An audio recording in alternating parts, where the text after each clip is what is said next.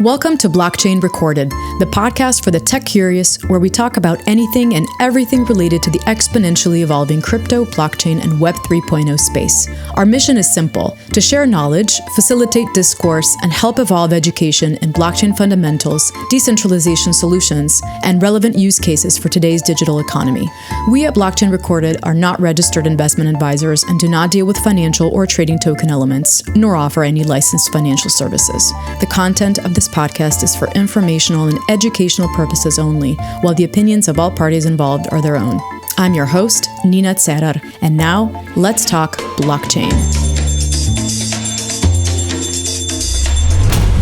Before we begin, this podcast is possible by our sponsor at Ambire. The Ambire wallet is one of the top products in crypto asset management. It is the first open source, non-custodial smart wallet that delivers exceptional user experience combined with solid security. With Ambire Wallet, users can easily navigate the world of Web3. It comes packed with features like built-in swaps, cross-chain bridges, integrated earning opportunities, and more. In addition, Ambire offers things like human-readable transaction parsing, eliminating ERC20 approvals and front-running protection. The smart wallet uses gas abstractions that allow for unique features like paying for gas with stablecoins. Users can batch multiple transactions to save time and gas fees. The wallet also supports NFTs and allows you to connect to any dApp via Wallet Connect. You can use it with an email and password or add hardware wallets or hot wallets as signers to upgrade your security. And the best part, Ambire speaks human.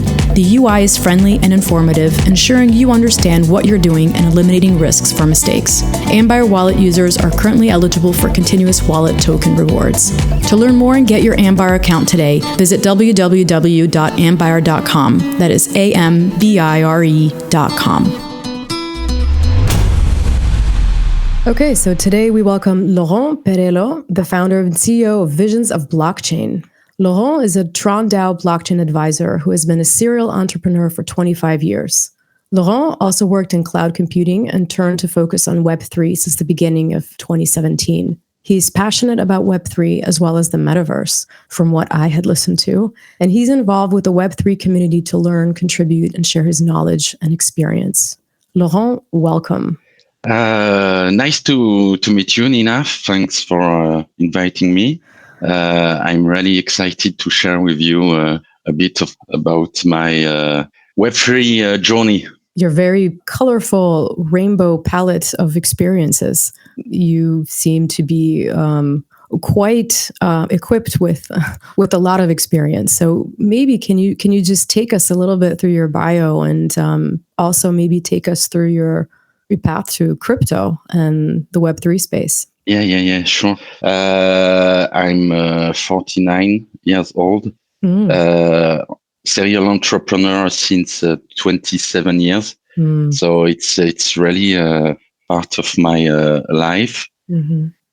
I had the chance to start several business in several domains, from publishing. My first business was I published some magazine. Mm-hmm. I created also marketing agency, event agency. It was the beginning of internet adoption in France, and we were one of the first to offer an online edition. Mm-hmm. So mm-hmm. I had the chance to discover this fascinating innovation. I'm really fascinated by all kind of innovation. Mm-hmm. So was this like the late 90s? Yeah, exactly. Yeah. Okay. And I had the chance also to fail. That's good. Yeah. I'm really proud of it. Mm-hmm. In fact, because I learned much more after my first business bankruptcy than during 9 years of success. And I restarted the new business the day after I closed this business, advising company and startup in their business development strategy. Mm-hmm.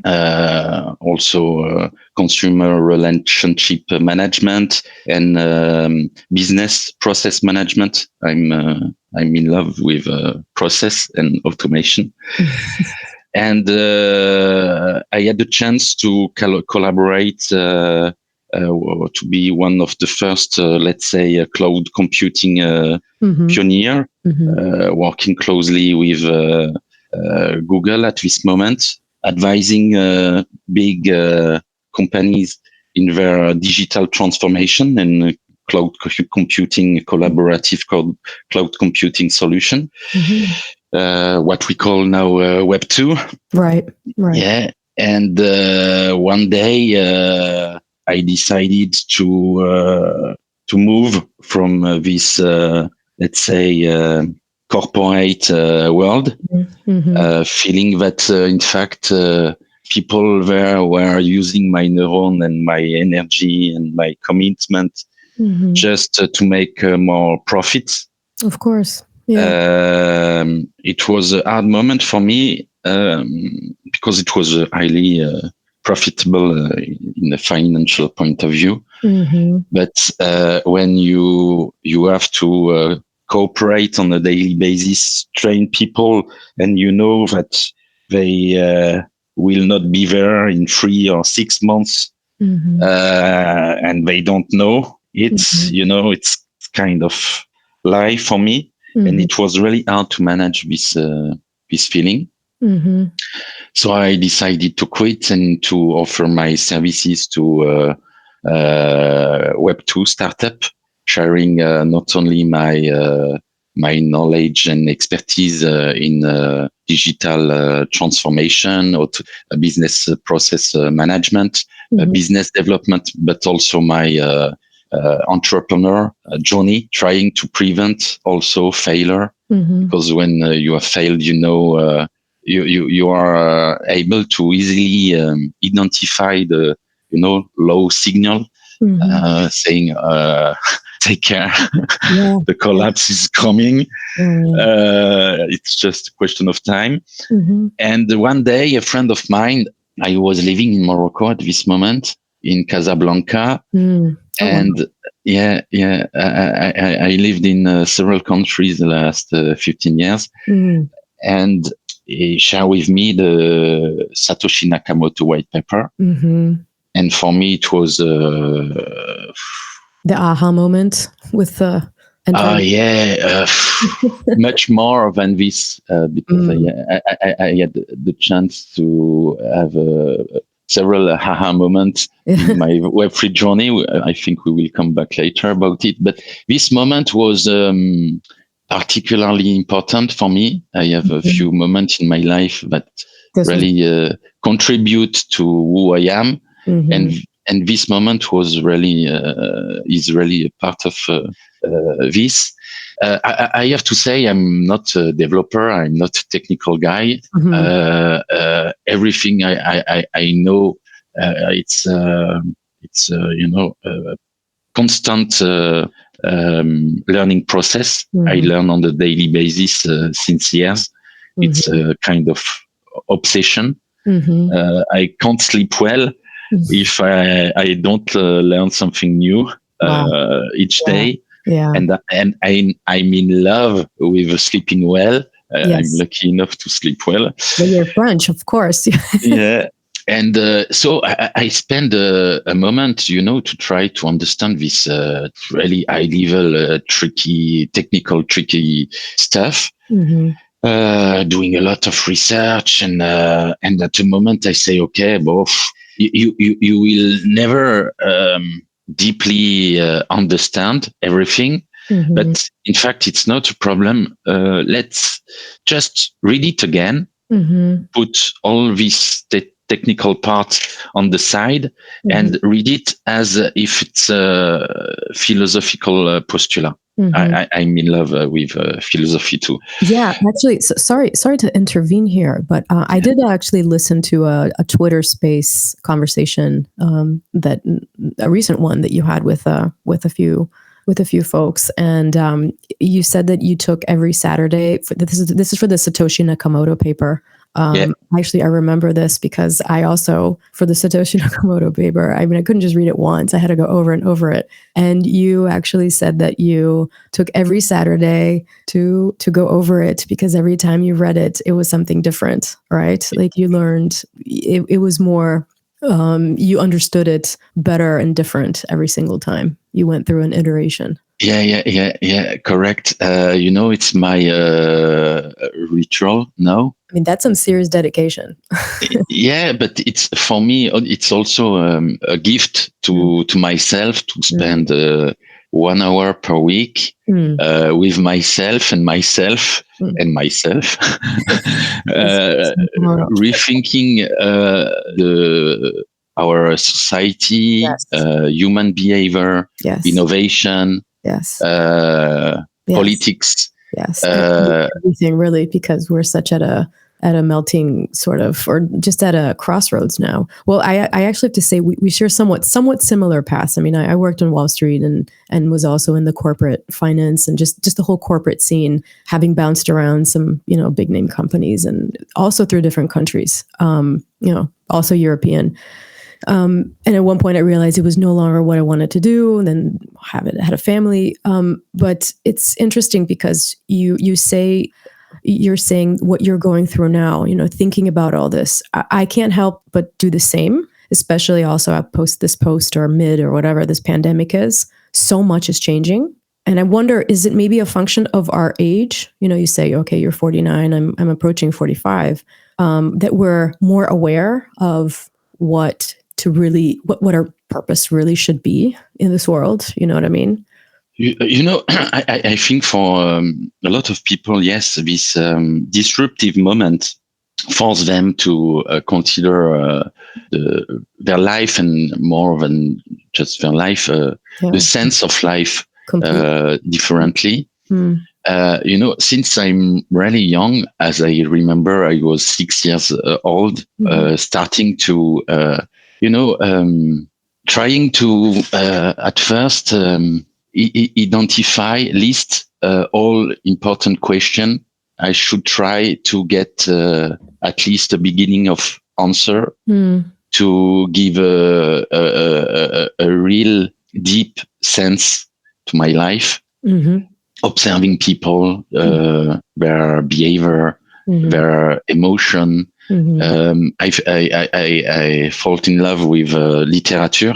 I started to write my first poem when I was 7, 8 years old. Oh, wow.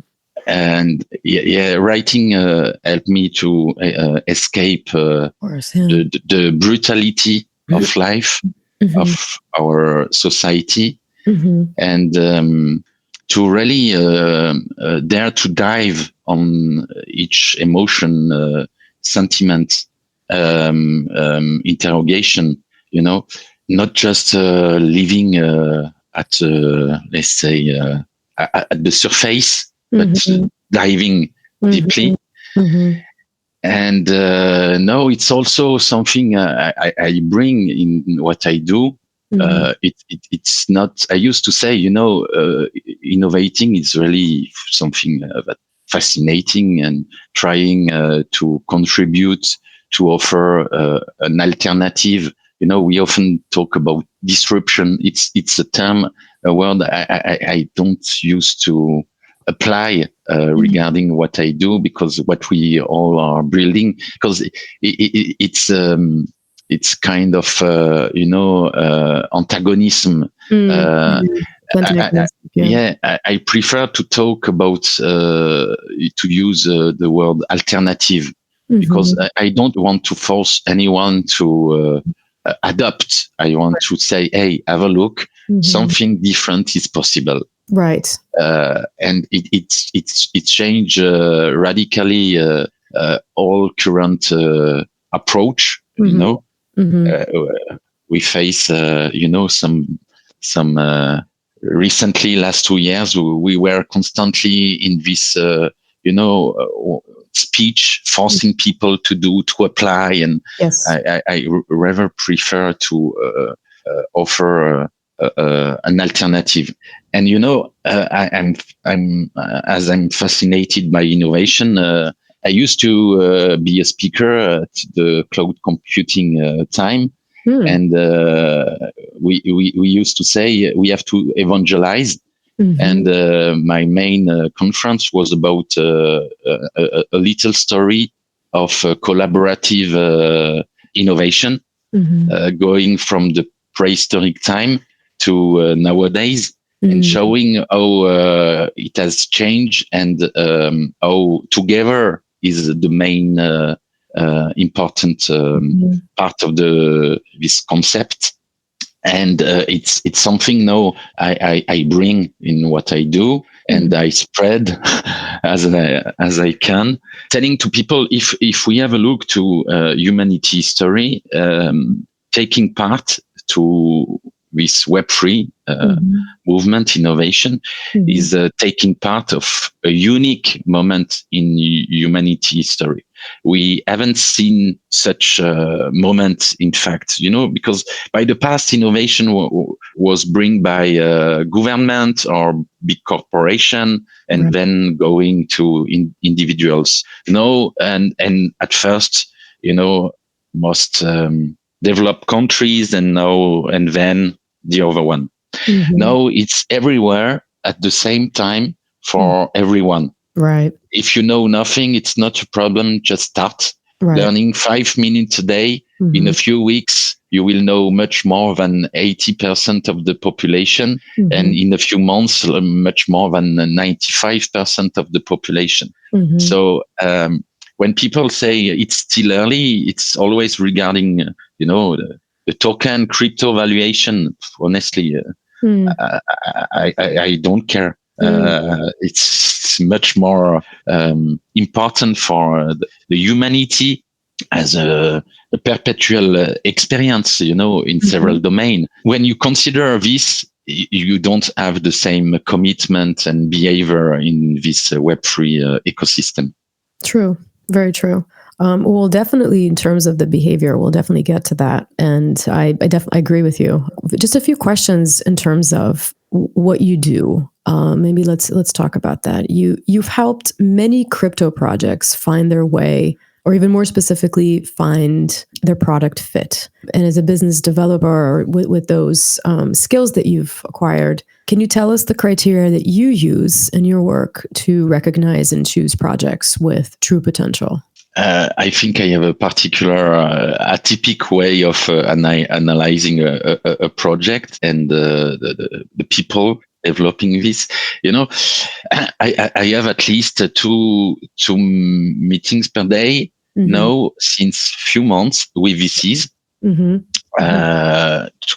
As Tron DAO Advisor, I discuss with them and see how they could also take part of what we are building, supporting the ecosystem. But I always start, because I'm a small VC, I invest in few Web3 projects. Since few years now, having a really active role. I don't want to manage a big VC fund. I want to keep it at a human level. And when I talk to them, this is your role in the Tron DAO. As a Tron advisor, I represent Tron mostly in Europe, being a speaker, several events.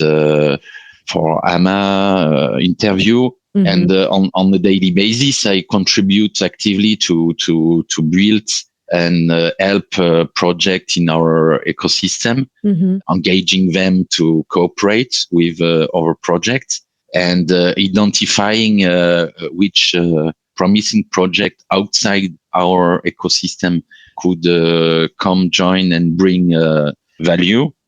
And to come back to which criteria I apply to identify promising Web3 startup, but it's the same mostly with Web2 or outside the web. When I discuss with VCs, they have, their due diligence and analyzing the concept, the market, the team, and so on, the business plan. Okay. In my opinion, they miss the main criteria is the layer one choice, first choice, and also their multi-chain strategy. Okay. Because the next big move will be multi-chain. As an end user, you don't want to you go from one to another one ecosystem and you don't care. There is still a lot of maximalists, as always, but most of the people are agnostic regarding the layer one or the ecosystem. Right. And for me, this is a first criteria where layer one choice, if they are able to justify their choice, because often it's only based on hype or, the promise of the layer one. Right. But when you start to build and you face limitation, downtime, congestion, and that then your product is built but not working, you have lost months, years, spend a lot of money for nothing. So the layer one choice is really important. And the answer, right? Yeah. And also the reason why the team is engaged to build their product. If it's just a question of disrupting or killing another project, for me, I stay far away. I engage them to understand how important it is to also bring some human values. The behavior is really human behavior matters in my point of view. And are you aware of this, like the whole time that when you're speaking with someone, do you also observe the behavior? Like how? I'm lucky enough to. I'm lucky enough to feel people. Yeah. Quickly. I totally. I get it. My intuition is also one of my criteria. And I always test people. I will have a first meeting with them.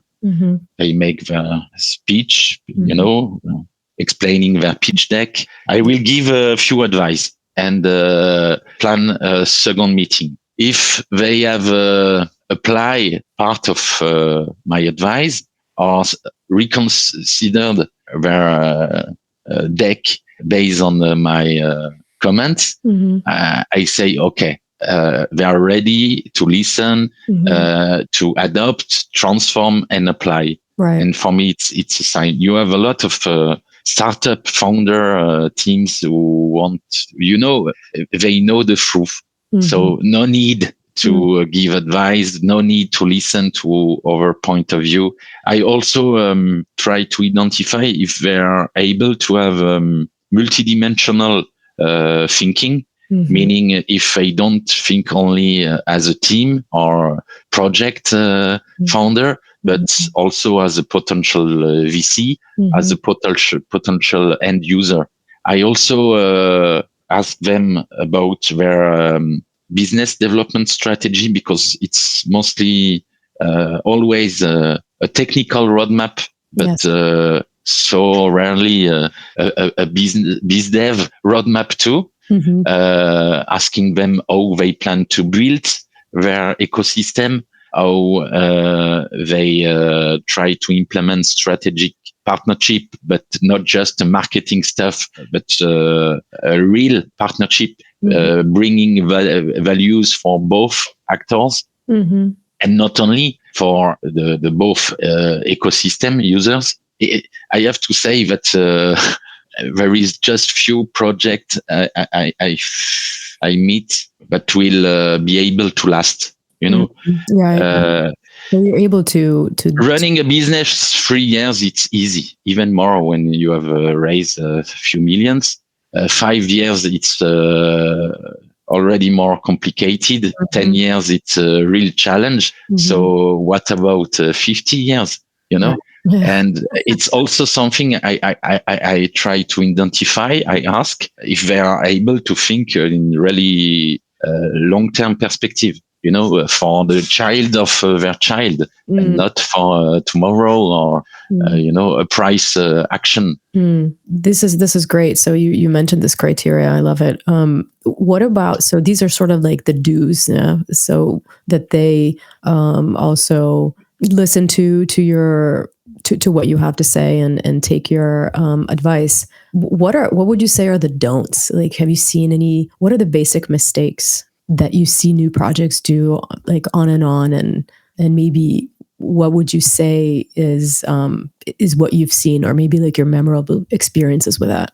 When the founders are just motivated by money for money, I don't care. You can smell it. Yeah, it's yeah. But yeah. Well, there's a lot of that, right? I mean, but that's an obvious mistake. What about? Is there anything else? Maybe. Yeah, when people keep Web2 behavior in the Web3 ecosystem, Okay. Like, do you have an example? Yeah, but when they want to dominate a segment of the market, guys, it's domination. What's the point? Right. No, please bring an alternative, and the more alternative people will have, the more stimulation you will get. A domination, constantly being the leader, and it's kind of mentality, mindset I can't manage personally. Yeah, it's immediate sort of monetization strategies from the onset, right? Yeah. Well, you're also one of the judges, right? And the recent. Also in the recent, I don't know how many hackathons Tron has, but in the recent Tron Hackathon, I suppose this is also one of the ways for you to discover new projects.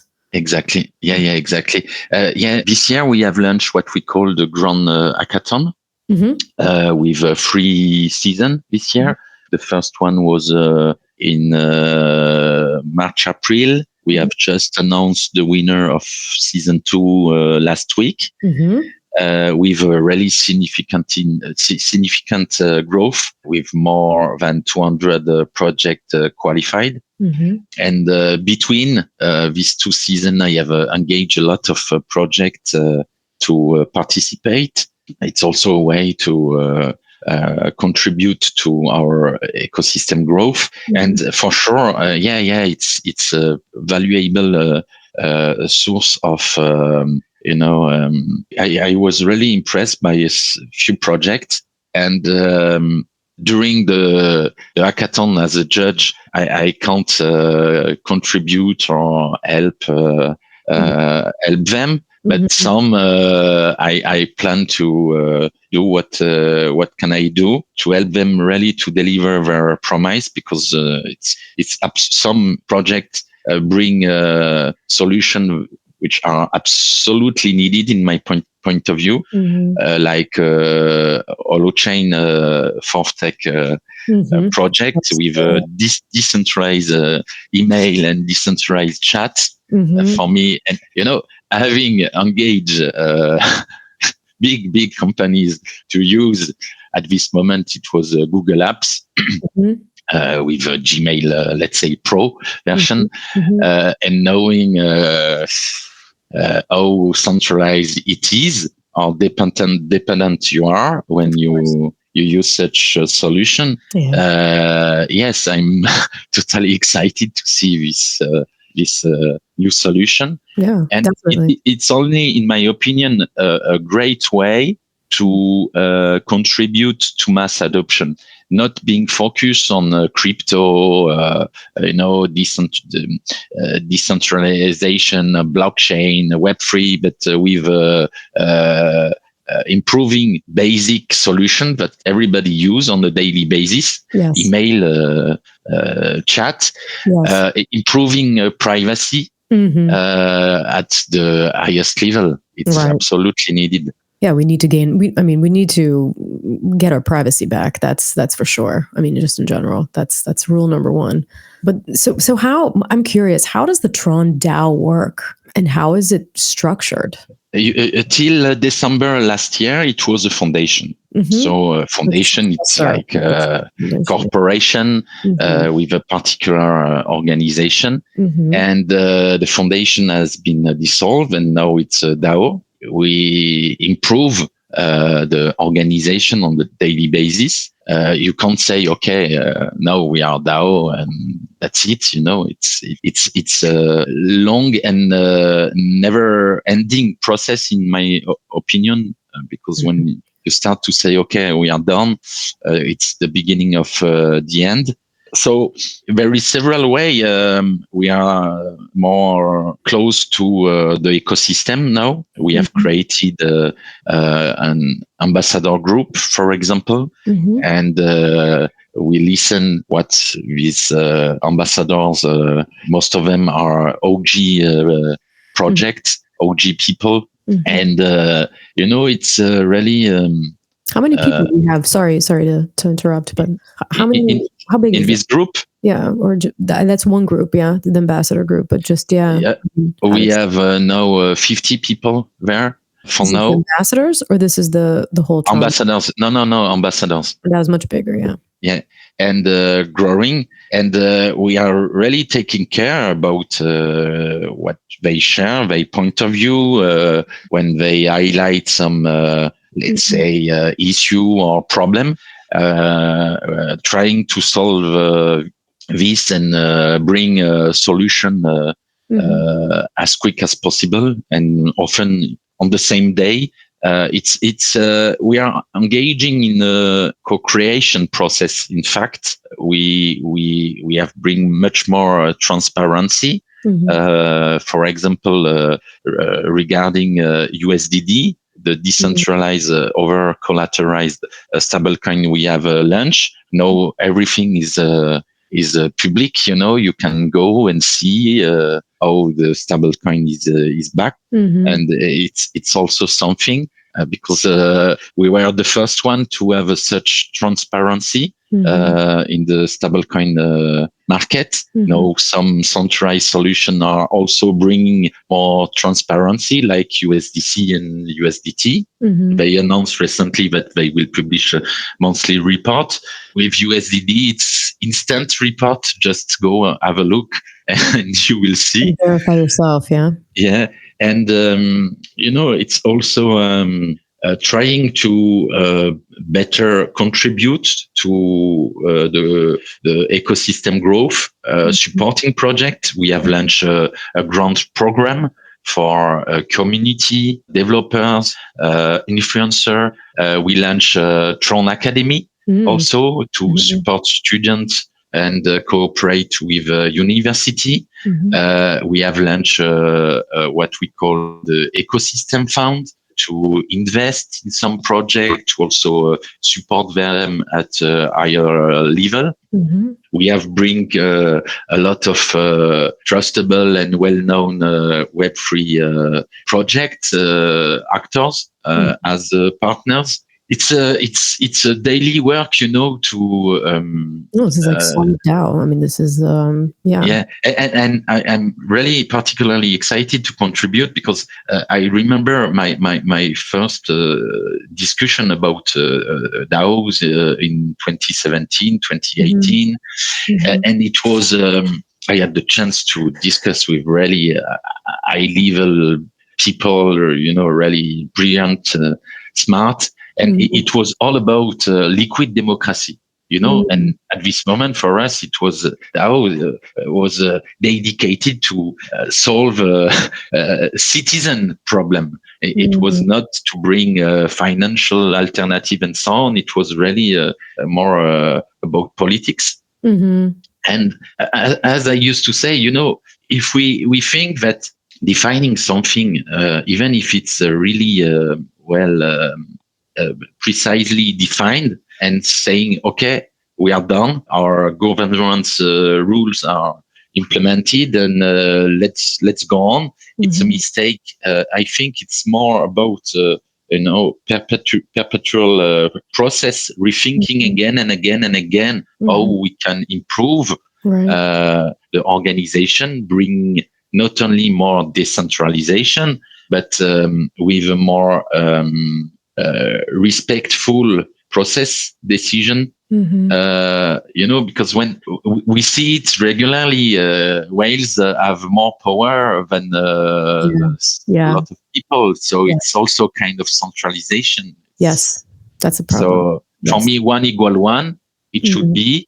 and I do everything I can to I mean, do you think share this.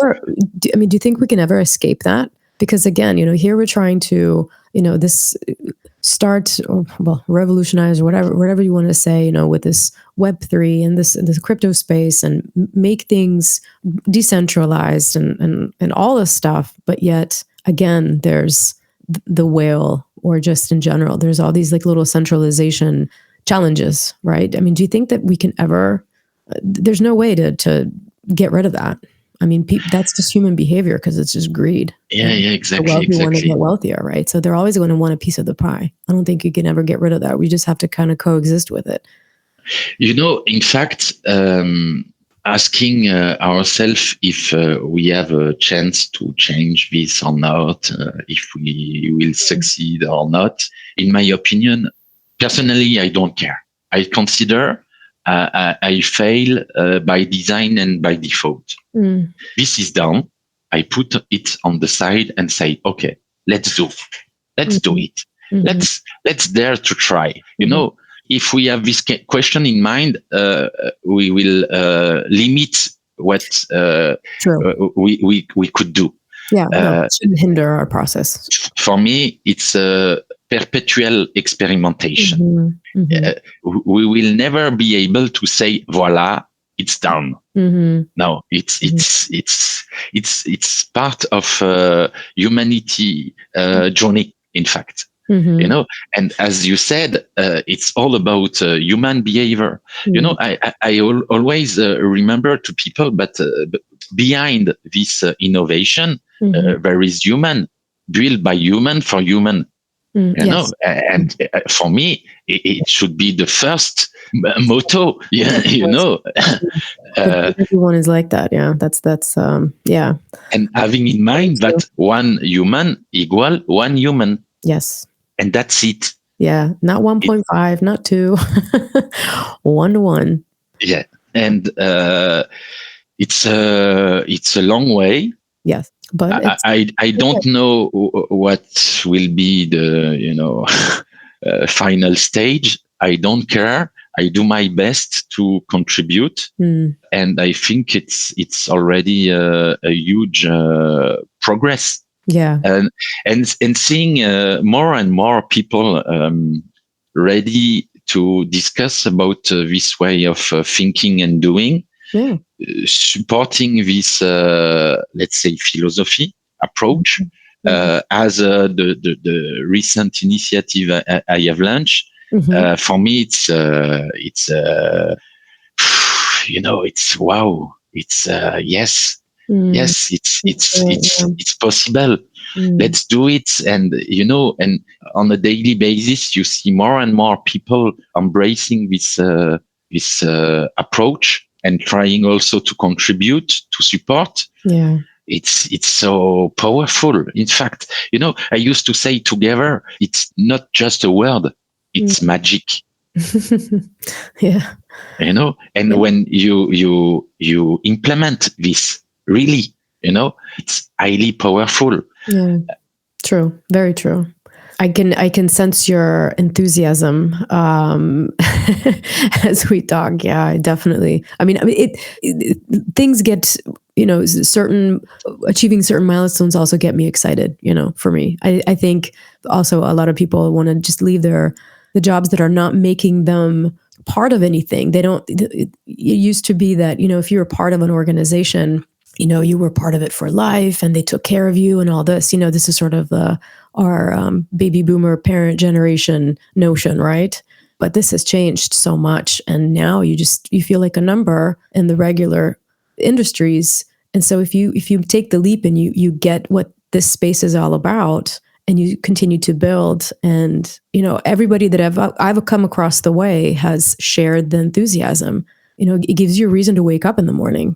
Where, if you were in some of these dead end, I mean, not to say dead end, and I don't want to sound so negative, but it's just, you've been in the corporate world, I've been in, it's just for profit. I mean, you can't get out of the profit in crypto either, but it's really changing how things are going to be done in the future. But let me actually, I don't want to, this is not about me. We know that, or it's known that Tron is an Ethereum alternative that we use to transact and send or receive USDT, for example, with lower fees. I don't know, from Binance, for example. And I was just amazed because I didn't realize Tron just kind of exploded from the background recently. And for the last year, more commercial L1s were all over the crypto news. But now I'm reading news after news from your side. You tweeted that Tron has the largest number of wallets with stable coins with, I don't know, this crazy almost 70% dominance versus Ethereum with 20. Yeah, I didn't even realize this. This is just amazing. Yeah. I make a weekly post about the reality, and it comes back to what I said previously, the layer one choice. The layer one choice, yeah. Yeah, I say it again. So I'm far away from being a maximalist. Yeah, I have friends working on over layer one, or building on top of over layer one.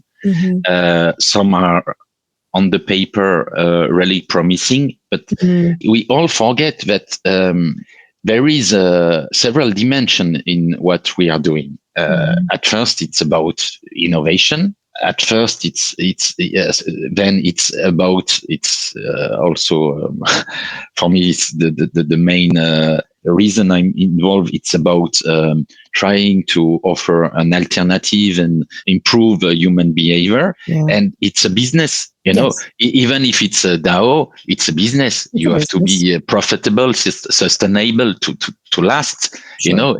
And it's the biggest challenge: how to last.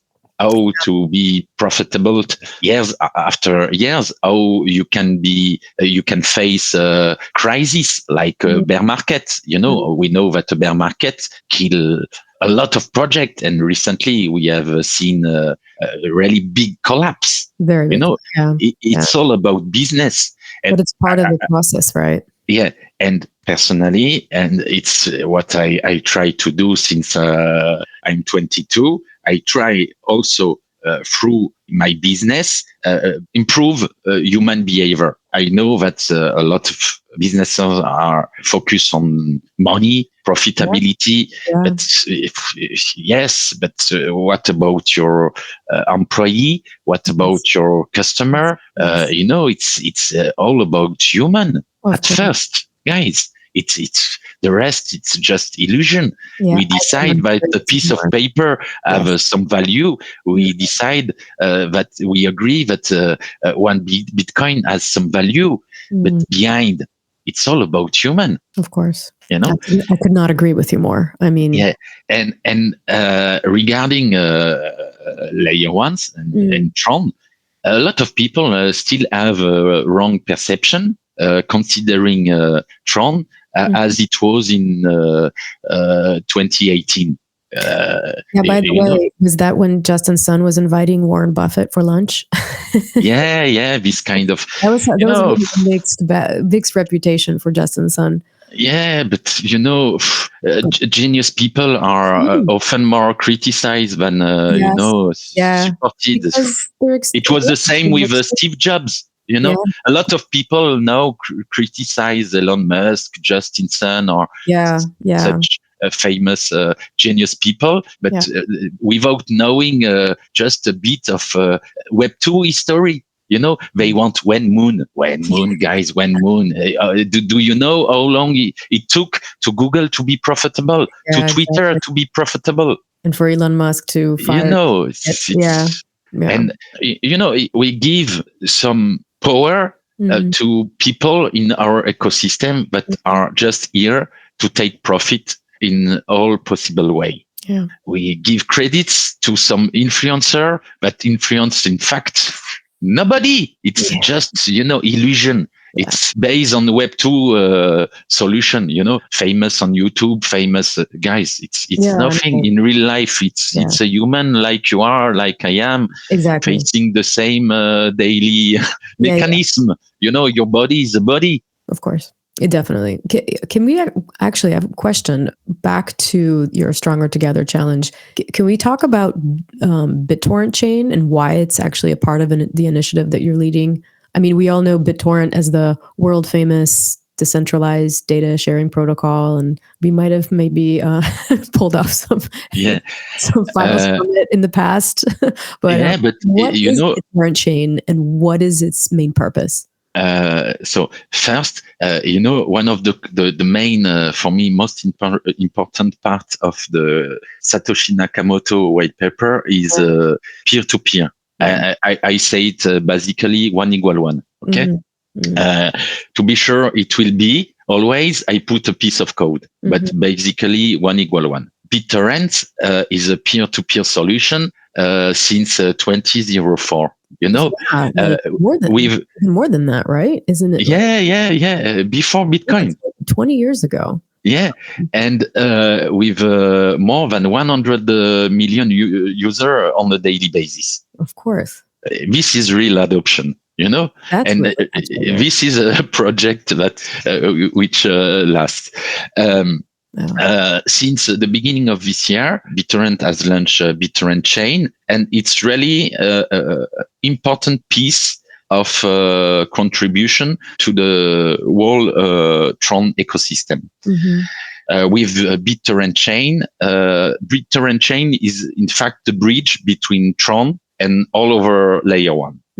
Using Bittorent Chain Bridge, you can easily port your smart contract or your dApp built on, for example, on Ethereum, on both Bittorent Chain, Tron, Binance Smart Chain, Eco, and more blockchain to come. It's really facilitate going multi-chain.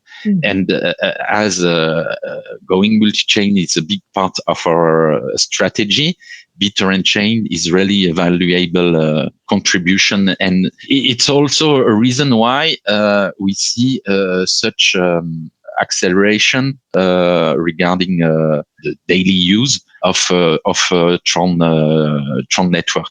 The first layer 1 regarding active wallets. Far away from Ethereum and Bitcoin. The first one regarding wallet holding stablecoin. The first blockchain regarding stablecoin transaction, and with significant constant growth. This is the reality, and I do at least one post per week to remember to people what is the reality. Yes, I think you do a good job of it. Yeah, I went through your Twitter feed, and for sure. Well, let's now take the turn and talk more about the human behavior, or more like, when you say human behavior, is it just in general human behavior? Is it or is there a difference between online human behavior, or is there? We can also talk about human behavior in the metaverse. Maybe you can clarify a bit here. I mean, are we talking about online actions or reputation, habits, expression? I mean, this is more pertaining to online versus general, but it is one is part of the other. But just to confuse the audience. I mean, what exactly, when you talk about the human behavior, what do you mean by it? It's a topic. Yeah, it is a topic. Maybe talk for a bit about it now. People often used to say that online, some people have, really, let's say, aggressive, non-friendly behavior. But I think we can't, I'm a one. I can't say I'm someone in real life and I'm someone different online or in Web3. I'm the same. Recently, I was at a European blockchain convention summit in Barcelona as a speaker. And during the panel discussion, we were discussing about decentralized identity and so on. I said, guys, my most valuable asset is and will always be my reputation. And my reputation, it's my name, my face, and that's it. And I take care about what I do, what I say, how about my relation with others. It's a question of, personal values. Of course, and integrity and everything.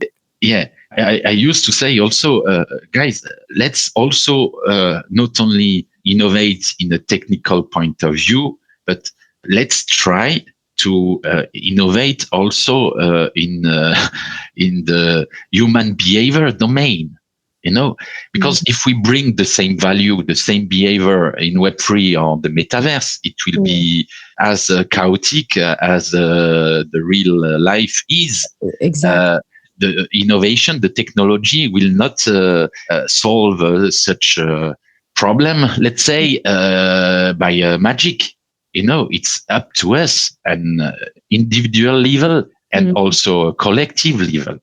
And for this, it's a day by day process, step by step. But if we just improve a little bit each day, it's already something amazing. What's your definition of the metaverse? I mean, this is like now the buzzword, right? Everyone's talking about it, and the big tech companies have obviously poured so much money into it and making all these strides to start their platforms. What's your definition of it besides being I guess like it's a multiverse system, right? Yeah. It will intertwine. But you see this just like in virtual reality? So before answering to your question, I want to, we are often afraid of seeing such big companies trying to also propose their solution. But, it's a natural process. Just study a bit how Google do since 20 years. They have both a lot of promising startup just to kill the project. Why? Because it's the easiest way to escape any competition. Okay. And when you have a lot of money, it's easy to do. Is it wrong? Good? I don't know. I don't care, but it is. My definition of the metaverse, I used to say that what we call metaverse now, for me, it's the prehistoric stage, let's say the alpha version. I don't say that Decentraland, Sandbox, and other metaverse projects are not doing a great job or delivering amazing experience, but it's still an experimentation. Right. In my opinion, to onboard the next billion users, people all around us in real life, we have to really bring something totally different of what it is currently. Meaning, I used to call it the real metaverse. And the real metaverse is transposing the reality, the real life, in a digital way. The next step will be to offer the same sensation. Isn't this what we have now? Like Zoom calls and what we're doing, isn't this kind of like a real verse? No, it's just it's not satisfying. We could organize tomorrow this podcast somewhere in the metaverse, maybe on a beach, Tahiti. Maybe in myself, my avatar looking like myself. I could smell the air. We could feel the wind. That's just fascinating to me. How can you how can you actually, because it's not real, it's still, I'm still at a little bit of a skeptic mode. I mean, I can understand that there's so much potential in work collaboration and arts and all these different industries and charitable causes, and it can change everything. But if we're talking about the VR style metaverse, I have to be honest, I'm a big skeptic because it can go wrong really fast, right? Yeah, but it can go in any way. It's up to us. It's not what could be the metaverse that will define how it is. It's how we use it. It's basic stuff, So it's just up to us. People are afraid, saying, "Yeah, we will be in the matrix," and so on. Guys, it's just up to us. And if we are not part of it, we take the risk. It will be more probably the worst scenario for us. So we have to be engaged, to contribute, to take care. It goes in, let's say, more harmonious and respectful way for each one and everyone. Yeah, you said something key there, respectful way. I mean, because this is like, again, the Web3 thing. We want decentralization. We want to own our own data. We want to own our own privacy. We don't want the Googles of the world knowing everything about us and manipulating our, every move. But I keep thinking there has to be a set of rules or guidelines or somehow how to behave in this metaverse, because otherwise it can be chaos. I mean, I know that it's an experimental phase, but for the Facebook's Meta platform, I mean, there was like a gang rape going on as soon as the researcher came in, right? I mean, I know they always, media wants to make drama and talk about this stuff, so in a dramatic way, but still, I mean, those are things that can be scary, right? How do you control this metaverse? You don't want to control it, right? No, but I can maybe you have your own sovereign control of what's happening to you. I don't know. It's sometimes a hard concept to grasp, because there's so much crap in the real verse, in a real world, with this respect factor. These somehow, how to avoid this negative part. It will always be part of it, because it's part of human nature. That's for sure. Exactly. But my fear is that we have rising depression and anxiety, and simply also with all this Instagram social media crap, and we practically have walking zombies for children hooked on their phones all day. I mean, I have to say, ironically, my first virtual reality tour was in Paris. I wanted to say this. This is very this is a very basic thing. And I put the goggles on. We went as a family and we took a tour of Paris with the VR thing. And I was so against it before getting on.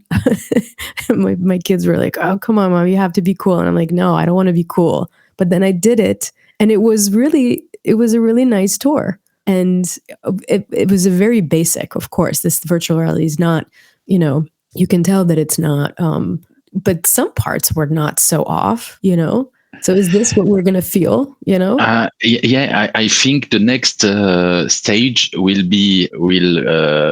offer to each metaverse user. And I prefer to use meta multiverse than metaverse. Because, in a physical point of view, physician point of view, we all admit now that there is more probability that it's a question of multiverse than just a universe. So it will be the same for the metaverse. And we already see this with several different metaverse. So for me, the next stage, and it's coming, there is 3 important condition, bringing reality in the metaverse. And for this, there is already few projects offering better experience, like Neotech bringing an easy way. It's kind of metaverse layer 0. They scan cities in 3D, and then all metaverse builders or gaming project or artists can use this 3D reality to build on top of it. So it will looks like the real world. Then we will be able to have the same sensation that we have in, let's say, normal life. And for this, some projects are also building a cocoon or suits to feel and have more sensation. And offering an easy way to go through one metaverse to another one. 6 months ago in London, during a conference, I was talking about bridge, like we see now to bridge your token or your NFT. You will go from one metaverse to the other one in a simple way. A project is working on this, Go MetaRail. So it's coming. It will take some time to improve and move from this prehistoric stage alpha version to the beta one. And before being able to easily switch from real life to metaverse on the daily basis as a normal way of doing. We have seen a huge adoption of digital solution like Zoom and so on during the lockdown. I can testify that the last 10 years, I was trying to convince some companies to change their way of doing, process, and so on, introducing video. And it was, but Laurent, our business, it's so particular and so on. And during the lockdown, they switch, boom. Yeah. In one day. No effort, forced. It will be the same regarding the metaverse adoption. But is it good, bad? I don't know. I just share what I consider as the most probable, and if I think it's more probable it will be, how can I act to, let's say, escape some tricky stuff, Why? Because there is several, we always talk about mass adoption. And, we need the next big project, that blah, blah, blah, blah, blah, blah. No, I say, guys, it's simple stuff. First, language.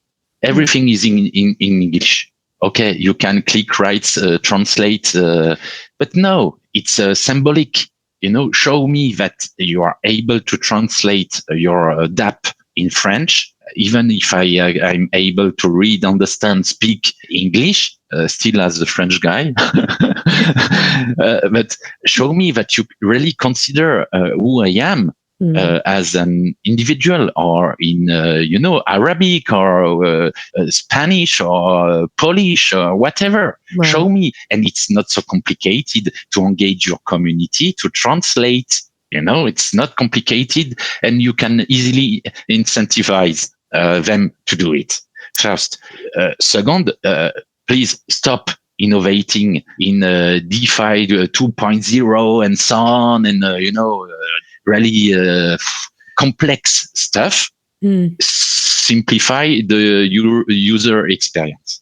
And third, it's all about, human behavior. If people understand that it's not only a financial innovation, new way to govern, whatever is the context, but it's also about, human for human behavior, taking part of unique moments in the humanity story. It's a lot of people would say, hey, I want to be in.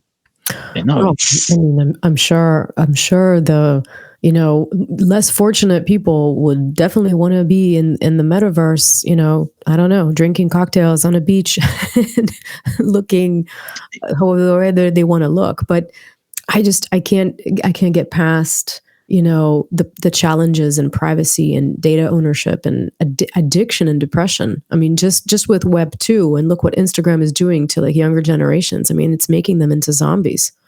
But we have to understand it's like a gold rush. Yeah. Okay. And if we let people take the place, we lose everything. So I'm afraid that's human nature too. So I'm. Yeah.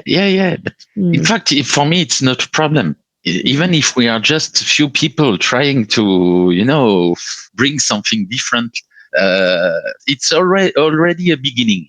True. I mean, there's definitely pros. It's just when it comes to the point where people are going to be in this, we're going to want to be in it their entire life.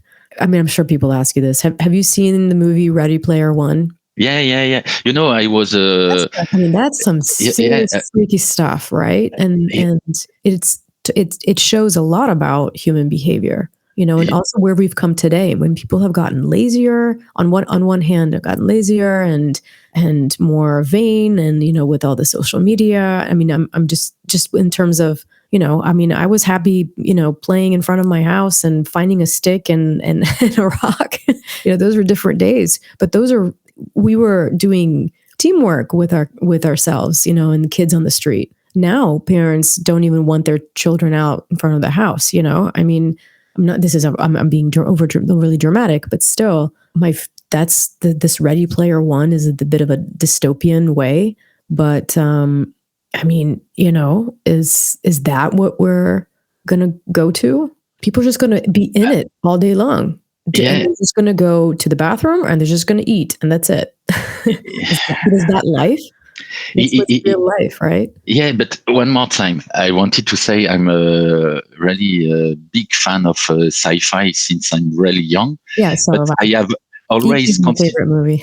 consider this not like science fiction, but like possible anticipation. Yeah, you see, so you don't read it in the same way. When we talk about adoption factors, I say to people thinking it's up to the Web3 ecosystem to bring the next 1 billion users, you are wrong. The biggest, in my opinion, and I don't say again it's a good or bad thing, but for me it's all about probability. And for me, it's more probable that it will come from politics than from the Web3 ecosystem. Yeah. For several reasons. During 2 years, we have heard everywhere that we will have a next COVID wave, and certainly other pandemics, and so on and so on and so on. So now everybody agree, mostly, saying, okay, we have to take care.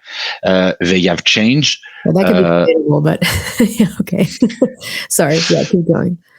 But it was the same since human exist. Okay, there is no big change, in fact, but it's just the way we introduce this, we communicate that now engage people to consider it's a critical issue. Okay, it was we couldn't be human as we are if humans by the time didn't have to fight against bacteria and virus. It's a process of life. True. Simply. But now we consider it's a major topic. Okay.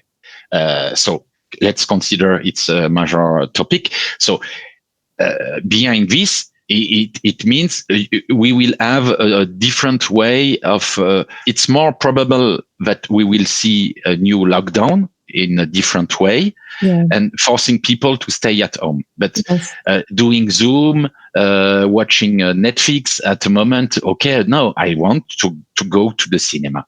Okay.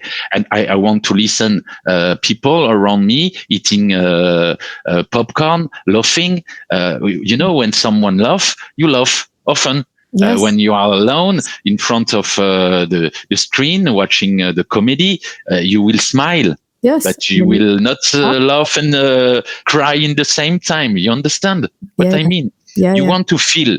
To have such experience. So we will go in the cinema, in the Metaverse. For the little story, one of the biggest cinema network is close to the bankruptcy.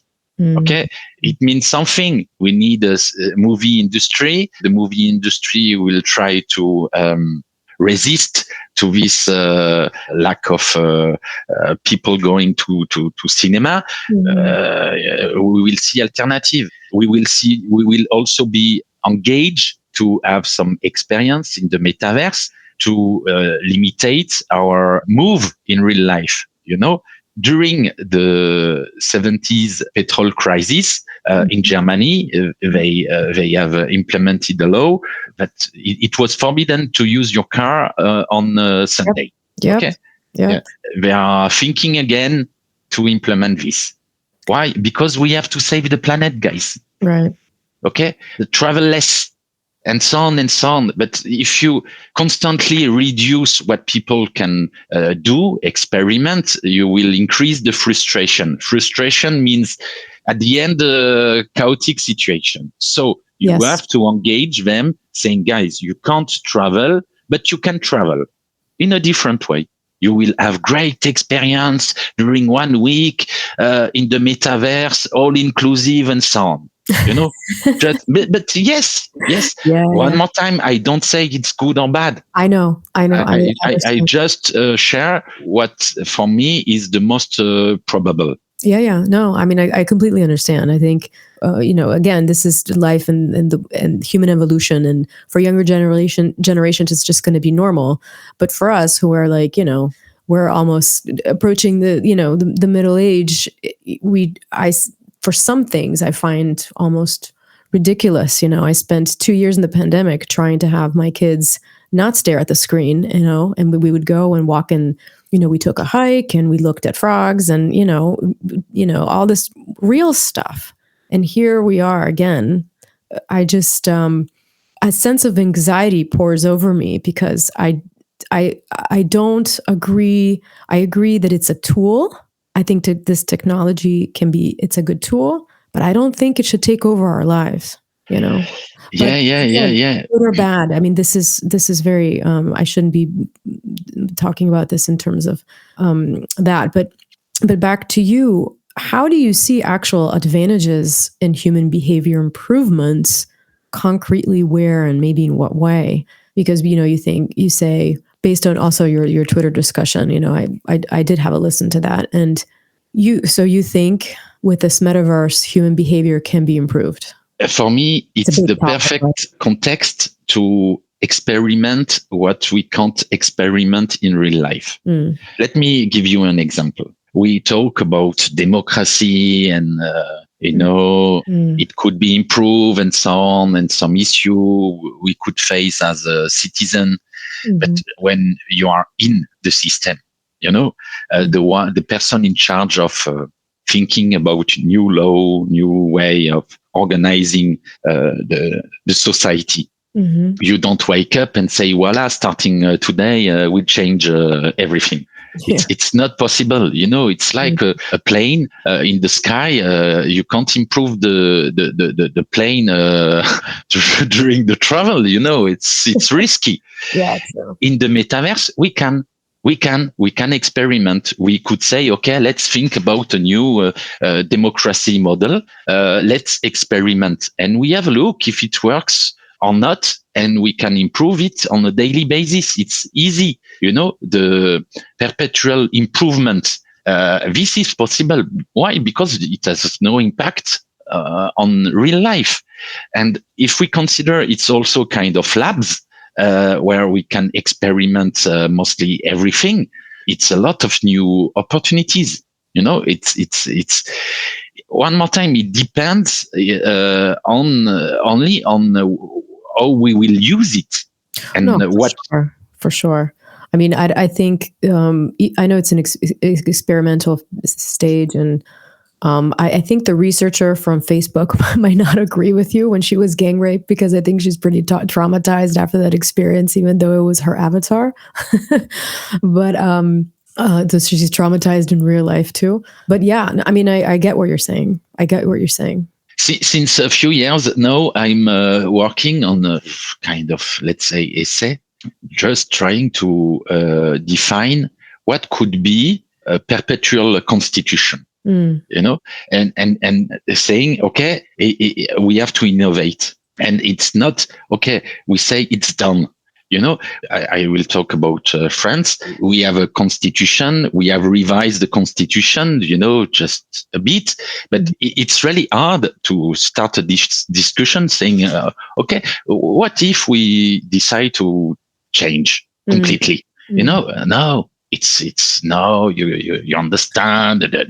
Let's do it. The whole French Revolution. yeah, but a lot of a big part of our life as a citizen is still based on the things defined in the following years after the French Revolution. Guys, it's 2 centuries ago. Like having a look to middle age and we, horrible. It was like this. Yeah, but guys, in 2 centuries, people will have a look to the current time period saying, it was horrible. We can't constantly analyze things based on our current context. Yes. We have to also consider the context at this moment. In the past or in the future. Maybe for people in 1 century, it will be totally normal to spend more time in the metaverse than in real life, and more comfortable and more pleasant. It's just our current perception that say, it could be, guys, we don't know. And we will not be there anymore. The only thing we can do is to put a piece of ourselves, bringing small things that people will be able to discover and saying, it's not so stupid after all. Maybe we could implement this. We could follow this, and it's a long topic. It's a big topic. I think one is also, there's a difference where you have, blockchain and sort of decentralized tech behind it versus when you have someone like Meta or someone again creating that metaverse for you and being centralized, right? So that's another topic, right? Yeah, but the reason why we have we have to engage everybody around to join, to take part in this evolution. Saying, be there, contribute. If not, you will have to assume the consequence staying away. True. That's very true. I agree with you. I mean, hopefully I'll have you back and we can talk about the metaverse more. Maybe 6 months or a year. How different it is from. My pleasure. But yeah, maybe on this note, we let it rest for here. And just let me ask you anything else that you would like to touch upon, or maybe have me ask that I have not asked you. We pretty much covered. Thanks for this inspiring moment. I told to myself, take some time to continue to work on this perpetual constitution as an entry point, maybe source of inspiration for some people. I will say again what I have said several times. Yes. Consider it's much more than innovation. It's all about improving human life, and at first it's all about human behavior. So I engage each one and everyone to try to contribute improving human behavior through this crazy, innovative Web3. And stronger together, right? Yeah. What for me, it's one of my biggest aha moments. I told to myself, it's the bear market. I know that a lot of Web3 startup are a bit down. The motivation is hard to maintain. Let's create something as a proof of concept that together everything is possible. It's magic. I started to discuss with few projects with few sentences to pitch them, and thinking it will be 5, 7, 1 week challenge, and now we are more than 40. It will be 5 weeks challenge, and we are already working on season 2, and we plan to onboard 100 projects, a 3 months operation, and with much more that what we are doing. We also plan to offer to these projects a kind of academy with really genius experts in several domains to share some knowledge, advice, and help them to reach the next stage, and in order to be sustainable and last as long as possible. Well, thank you for that, and that was very well put. I mean, if the Academy has half of your enthusiasm, I'd sign up for it. Laurent, thank you so much for this talk. It was truly an honor. Just wanted to ask where, obviously Twitter is one venue, but where to follow your work, or if someone wants to contact you. Thanks to Twitter, LinkedIn. My door is always open. I spend a lot of time to meet new people on a daily basis. If I can help, I do it. It's my pleasure to contribute. Thanks to you, Nina. It was really exciting moment. I'm really lucky to be able to share my philosophy and what I try to bring in this Web3 revolution. Oh, it was my pleasure, Laurent. And thank you very much for your time and for sharing with us your thoughts. And hopefully, like I said, hopefully we can have you back in some time and we can continue our discussion. My pleasure. Thanks. Thanks again to our guest, as well as thank you everyone for listening. Thank you also to the Baria music team for providing their music. You can check out their latest album on bariamusic.com. You can find all supporting information on our website, blockchainrecorded.com, and listen to us on Google, Apple, and Amazon podcasts, as well as Spotify, Radio Public, and Stitcher. Stay healthy and tuned for our next episode.